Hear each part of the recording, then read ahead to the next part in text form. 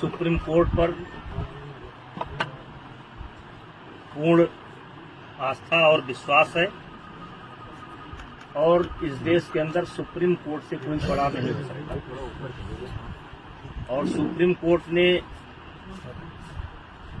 के सामने कल एफआईआर करने की बात आई है और अभी यद्यप एफआईआर की कॉपी मेरे पास नहीं है, लेकिन एफआईआर हो ही गई होगी और उसमें मुझे कुछ गलत प्रतीत नहीं होता है।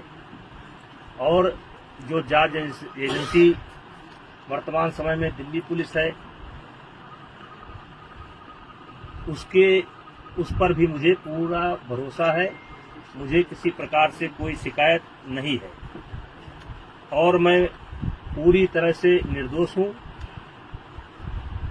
और इन आरोपों का सामना करने के लिए तैयार हूं। जांच एजेंसी जहां भी उचित समझेगी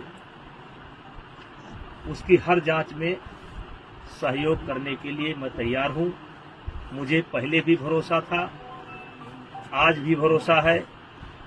सुप्रीम कोर्ट से ऊपर इस देश के अंदर कोई नहीं हो सकता है और सुप्रीम कोर्ट का आदेश सर्वमान्य है और मुझे या मेरे समर्थकों को ये आदेश सर्वमान्य है और मुझे जांच एजेंसी पर भी पूरा भरोसा है और मुझे और मेरे समर्थकों को न्याय मिलेगा, क्योंकि लगातार कई महीने से गाली पर गाली, गाली पर गाली, गाली पर गाली, आरोप पर आरोप, आरोप पर आरोप, इससे हमें भी कष्ट होता है, हमारे परिवार को भी कष्ट होता है, हमारे समर्थकों को भी कष्ट होता है।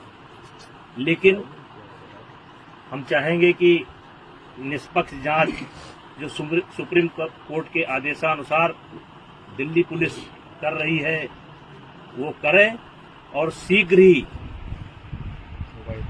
ही मेरा एक शब्द है कि शीघ्र ही जल्द से जल्द ये जांच पूरी करके जो भी कार्रवाई बनती हो उसे करना चाहिए। पॉस्को जैसे गंभीर आरोप की चर्चा हो रही, मुझे न्यायपालिका पर भरोसा है, जांच पर भरोसा है। देश के अंदर जो न्याय देने की प्रक्रिया है उस पर भरोसा है।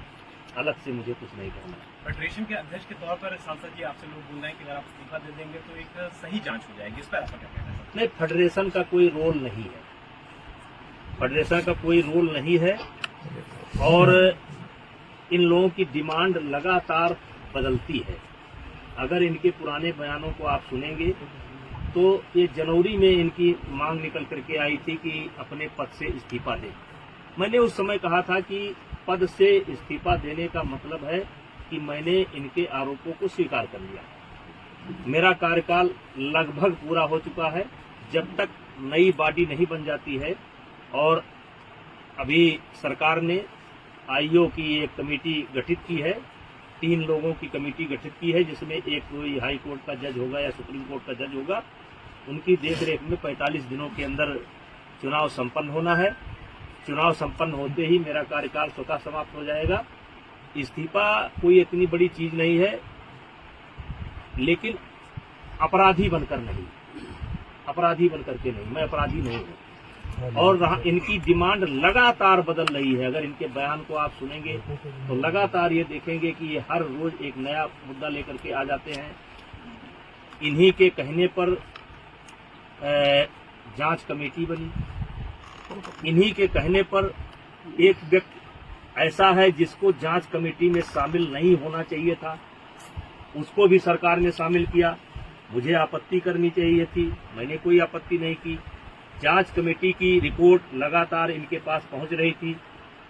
कौन कौन खिलाड़ी क्या क्या बोला, लगातार डे बाई डे इनके पास पहुंच रही थी।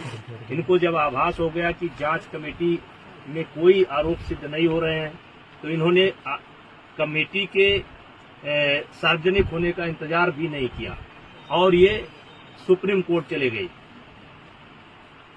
और एक कोई नया मामला लेकर के भी गए हैं। और सुप्रीम कोर्ट में नया मामला लेकर के गए हैं और इन्होंने जिन बच्चों को पहले पेश किया है कोई नाबालिग मैं नहीं जानता, ऐसा हवा में निकल करके आ रहा है कि उसमें से कोई नाबालिग है, तो मेरा सवाल यह है कि उसको जांच कमेटी के सामने क्यों नहीं पेश किया गया। और मैंने एक ऑडियो दिया है जिसमें एक खिलाड़ी, मैंने एक ऑडियो दिया है जिसमें धरने पर बैठा हुआ एक खिलाड़ी किसी लड़की से कह रहा है कि किसी भी लड़की का इंतजाम कर दो, किसी भी तरीके से इंतजाम कर दो। मतलब ये 4-4 महीना मेरे खिलाफ लोगों को उकसाएंगे, भड़काएंगे, सबूत इकट्ठा करेंगे और फिर 3 महीने बाद एक ले जाकर के फिर किसी न किसी को पेश कर देंगे। चलिए, मुझे उस पर भी कोई आपत्ति नहीं है, ये काम जांच एजेंसी का है, वो जांच एजेंसी अब काम करेगी। लेकिन हमने तो लगातार सरकार के फैसले का सम्मान किया और ये लगातार इसका उल्लंघन कर रहे हैं। रोज रोज ये नई डिमांड लेकर के आ जा रहे हैं। अब जांच एजेंसी की रिपोर्ट सार्वजनिक होने का इनको इंतजार करना चाहिए। फिर ये धरने पर बैठ गए। अब धरने पर बैठ गए, पहले इनकी मांग थी एफआईआर की जाए। चलिए भाई, इनकी मांग स्वीकार हो गई, अब एफआईआर हो गई।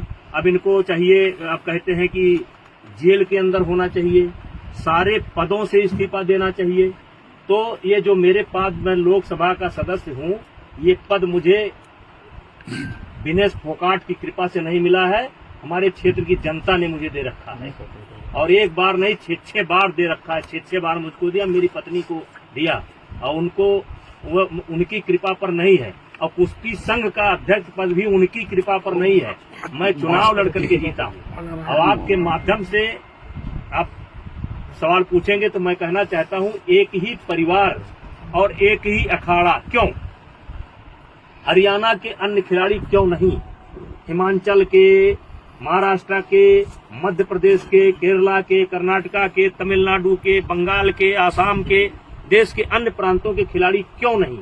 12 साल से लगातार इनके साथ यौन उत्पीड़न होता है, केवल इनके साथ। वो यौन उत्पीड़न देश के अन्य खिलाड़ियों के साथ क्यों नहीं होता है? केवल एक ही अखाड़ा और एक ही फैमिली, एक अखाड़ा एक फैमिली। बाकी हरियाणा का 90% खिलाड़ी और 90% गार्जियन ब्रजभूषण सिंह के साथ है। क्योंकि मैंने काम किया है, मैंने खेल को जहां तक सेवा दे सकता है ईमानदारी से सेवा दिया है।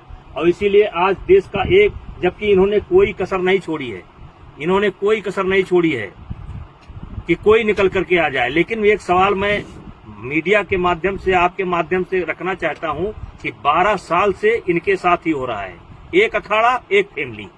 और इस 12 साल में भी एक बार भी ये शिकायत लेकर के ना तो खेल मंत्रालय में गए हैं, ना किसी पुलिस स्टेशन पर गए हैं, ना कभी फेडरेशन में आए हैं। और यही खिलाड़ी आंदोलन के 15 दिन तक पहले इनकी वीडियो सुन लिया जाए, इनका ऑडियो सुन लिया जाए, और ये जो है हमारी तारीफ करते थे। ये जो खिलाड़ी आज धरने पर बैठे हैं, ये अपने शादी में मुझे क्यों बुलाते थे? फिर जोड़े में होकर के मेरा फोटो क्यों लेते थे? मेरा आशीर्वाद क्यों लेते थे?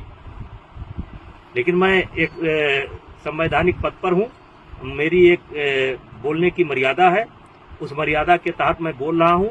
अब मामला सुप्रीम कोर्ट के पाले में है, दिल्ली पुलिस के पाले में है, जो भी निर्णय करेगी हम मुझे उसी। इस साजिश के पीछे कौन लोग हैं? सांसद जी, साजिश के पीछे कौन लोग हैं? आखिर आपको इसके पीछे क्या दिखता है? कौन है वो? एक फैमिली, एक अखाड़ा, और इसके पीछे कौन? अखाड़े का नाम क्या है?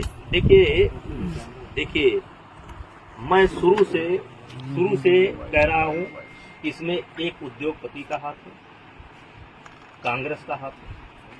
मैं शुरू से इस बात को बोल रहा हूँ।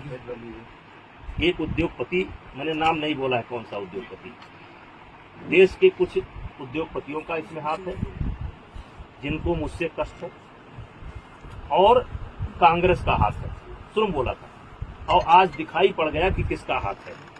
जब इनकी मांग मान ली गई, एफआईआर दर्ज की गई, जांच तरीके से कहिए कि कार्रवाई शुरू हो गई, तो तब आप क्यों नहीं जा रहे हैं?